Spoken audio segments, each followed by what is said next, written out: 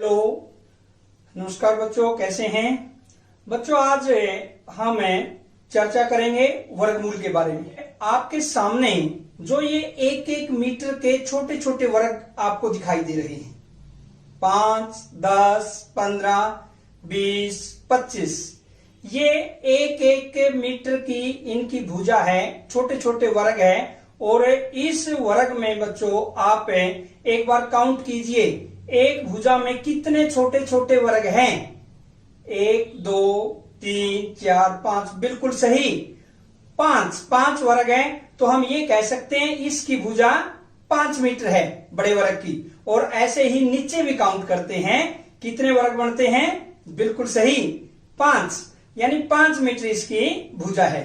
लेकिन बच्चों ये तो हमने एक बड़े वर्ग के अंदर वर्ग गिनकर बता दिया कि इसकी भुजा ये है। अगर वर्ग का क्षेत्रफल दिया हुआ हो, मान लीजिए इस वर्ग का क्षेत्रफल 25 वर्ग मीटर दिया हुआ है, तब हमें इसकी भुजा कैसे ज्ञात करें। वर्ग का क्षेत्रफल बराबर होता है भुजा गुणा भुजा। और भुजा गुणा भुजा क्या होता है बच्चों, भुजा का वर्ग, यानी भुजा की शक्ति 2 बराबर किसके है, 25 के।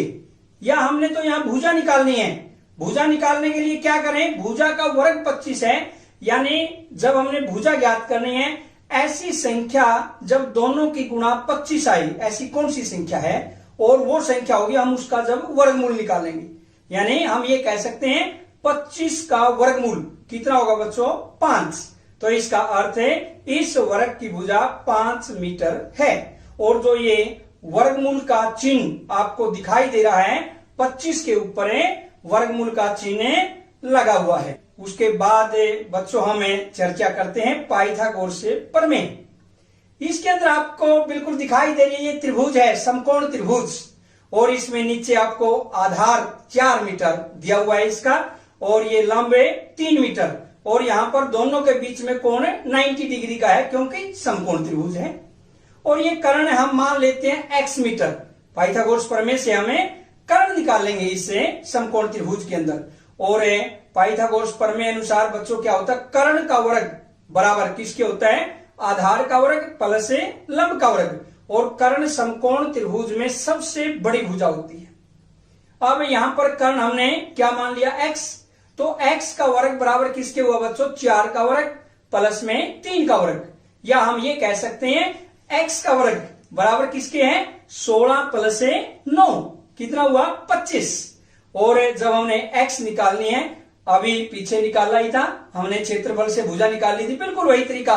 यानी x निकालेंगे बच्चों वर्गमूल 25, यानी 25 का हम वर्गमूल निकालेंगे और कितना आएगा, 5 मीटर। अब बच्चों इस प्रकार से हमें इस वीडियो में चर्चा करेंगे कैसे वर्गमूल निकालते हैं। तो सबसे पहले हम चर्चा करेंगे घटाने की संक्रिया के द्वारा कैसे वर्गमूल ज्ञात किया जा सकता है।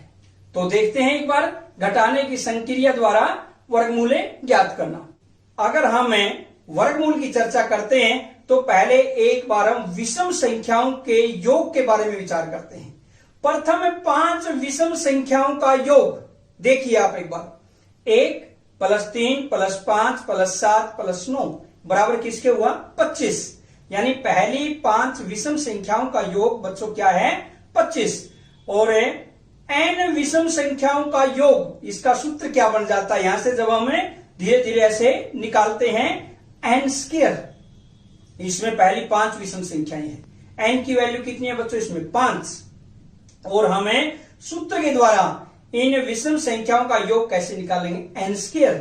यानी हम ये कह सकते हैं 5 का वर्ग कितना हुआ, 25। यहां से बच्चों एक बात क्लियर है कि जितनी भी पूर्ण वर्ग संख्याएं हैं वो सभी की सभी विषम संख्याओं का टोटल है, या हम ये कहें क्रमागत विषम संख्याओं का योग है।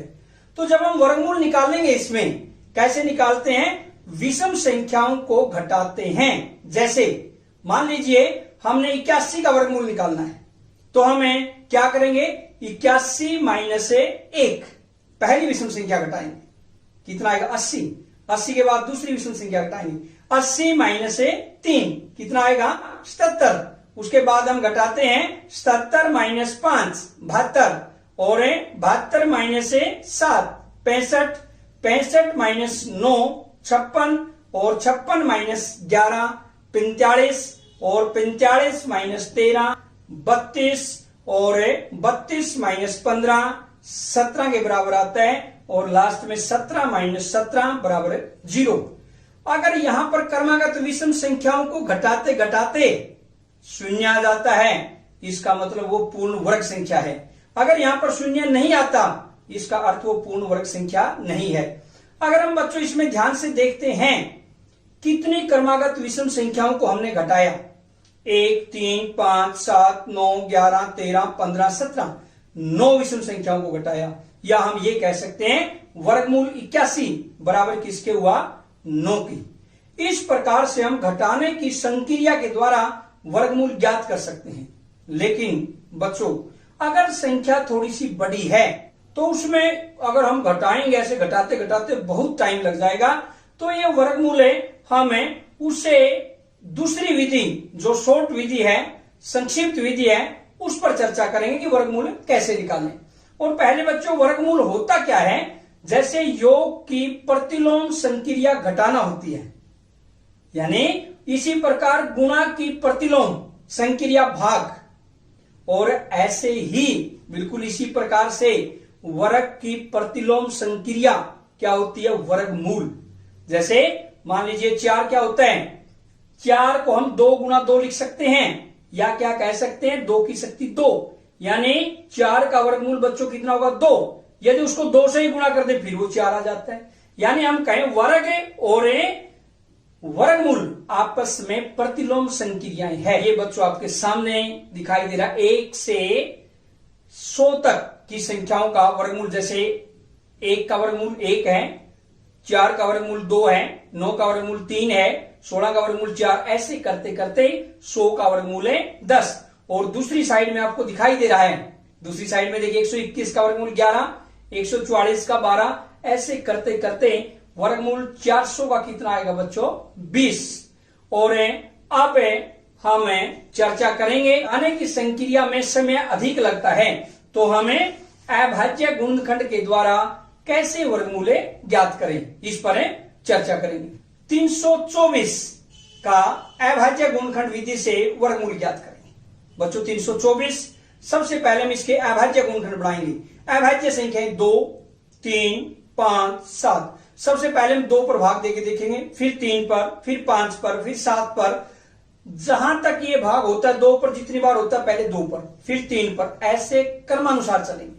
324 को बच्चों सबसे पहले 2 से भाग देते हैं, कितना आता है 162। बिल्कुल सही है, क्योंकि इकाई का अंक 4 है 324 में, इसलिए यह संख्या 2 से विभाजित है।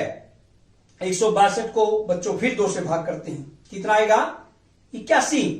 81 2 से भाग नहीं होता, क्यों?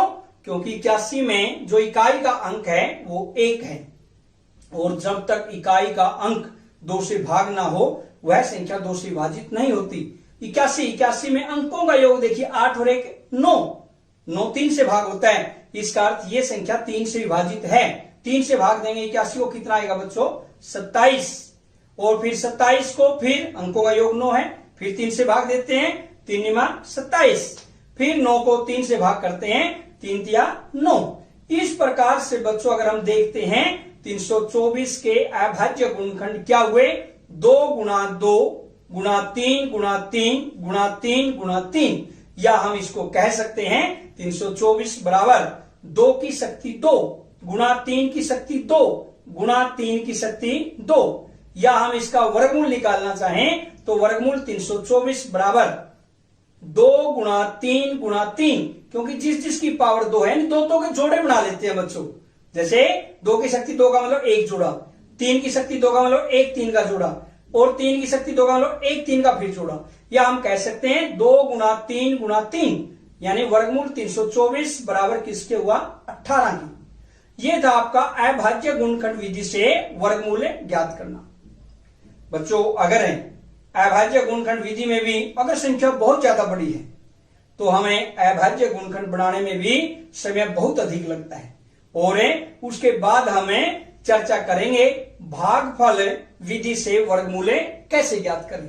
तो देखिए एक एग्जांपल, 4096 का वर्गमूल ज्ञात करेंगे। वर्गमूल ज्ञात करने के लिए हम बच्चों इकाई की तरफ से जोड़े बनाना शुरू करते हैं। जैसे इस 4096 में इकाई का अंक 6 है, दहाई का अंक 9, तो पीछे से जोड़े बनाएंगे। 96 में एक जोड़ा 96 96 का बन गया, दूसरा जोड़ा क्या बनता है 40, ये दो जोड़े बन जाते हैं। अब बच्चों इसमें पहले जो जोड़ा है यानी पहली जो फर्स्ट 2 डिजिट है, प्रथम में दो संख्याएं 40 है। अब हमने इसमें यह चेक करना है कि 40 से कितने से हम भाग दें 40 को, बराबर संख्या को से हमने गुणा करके देखना है। जैसे 5 गुना 5 25, 40 से 25 काफी कम है। 6 गुना 6 36, 36 भी 40 से कम है। 7 गुना 7 49 ज्यादा है। यानी बच्चों हम कह सकते हैं 6 की शक्ति 2, यानी 6 गुना 6 छोटा है किससे 40 से, और 7 की शक्ति 2 49 बड़ा है किससे 40 से। इसका अर्थ बच्चों हम इसे 6 पर चलाएंगे। क्यों? क्योंकि जो शेषफल होता है वो हमेशा भाजक से छोटा होना चाहिए। तो 6 से चलाएंगे और भागफल में भी 6 लिख देंगे, 36। शेषफल कितना बचा बच्चों 4। अब हम क्या करेंगे, एक जोड़ा ऊपर से उतारेंगे 96, यानी संख्या क्या बन गई 496। और यहां पर बच्चों जो भागफल 6 है उसका हम डबल कर देंगे, कितना आएगा 12। और 12 के आगे जो ये डैश का निशान लगा हुआ है, इसको देखिए यहां पर हम किस से गुणा करें इसको, या हम कहें 496 को किस संख्या से भाग दें। यानी 12 के बाद जैसे अगर 1 लिखते हैं 121 गुना 1 121 हुआ, काफी कम है। 2 पर करते हैं 122 गुना 2 244, वो भी कम है। 3 पर भी कम है। और अगर 4 से गुणा करते हैं 124 गुना 4, कितना आता है 496। भागफल में भी हम बच्चों क्या लिख देंगे 4, और 4 पर ये चलेगा तो इसका अर्थ क्या हुआ 496, और यहां पर शेष क्या बच गया 0। और इस प्रकार से हमें इसका वर्गमूल ज्ञात कर सकते हैं। 4096 का वर्गमूल आएगा बच्चों कितना 64। ये था आपका भागफल विधि से वर्गमूल ज्ञात करना। अब बच्चों भागफल विधि में जो वर्गमूल हमने ज्ञात किया है, उसके बाद दशमलव का वर्गमूल कैसे ज्ञात करें, दशमलव की संख्याओं का वर्गमूल हम किस प्रकार से ज्ञात कर सकते हैं, देखते हैं एक एग्जाम्पल। हम इसका वर्गमूल निकालेंगे दशमलव वाली संख्या 12.25। दशमलव से पहले जो संख्याएं पूर्ण संख्याएं, वही तरीका इकाई के अंक से आप जोड़े बनाते चलिए। और दशमलव के जो बाद वाली संख्या है, जो दशांश है, दशमलव के बाद जैसे पहला अंक हमारे पास 2 है, दशांश 2 से राइट साइड में ऐसे जोड़े बनाएंगे। इसमें बच्चों एक 12 का जोड़ा बनता है, एक है 25। तो बिल्कुल वही तरीका 12 को 3 का वर्ग 3 गुना 3 9 कम है, और 4 का वर्ग करते हैं नेक्स्ट चौकी 16, यानी 16 ज्यादा है। यानी हम कह सकते हैं बच्चों 3 का वर्ग छोटा है 12 से, और 12 छोटा है किससे 4 के वर्ग से। इसलिए किस पर चलेगा ये 3 से हम इसको भाग देंगे। यहां पर है 3 गुना 3, यानी कितना आया 9। 12 में से हमने 9 घटा दिया बच्चों, कितना बचता है 3, और भागफल में हमने 3 लिख दिया। अब हम एक जोड़ा उतारते हैं, पूरा जोड़ा उतरेगा वर्गमूल में 25। संख्या कितनी बन जाती है 325। और वहां पर जहां हमें भाजक लिखते हैं, जिस संख्या से भाग देना है, जो भागफल आपका 3 उसका डबल हो जाता है। यहां पर कितना बन गया यहां पर 6। अब यहां पर जो आप डैश का निशान दिखाई दे रहे हैं आपको, यहां पर हम कितने से इसको गुणा करें। जैसे 1 लिखते हैं, इसकी जगह 61 गुना 1 61, काफी कम है।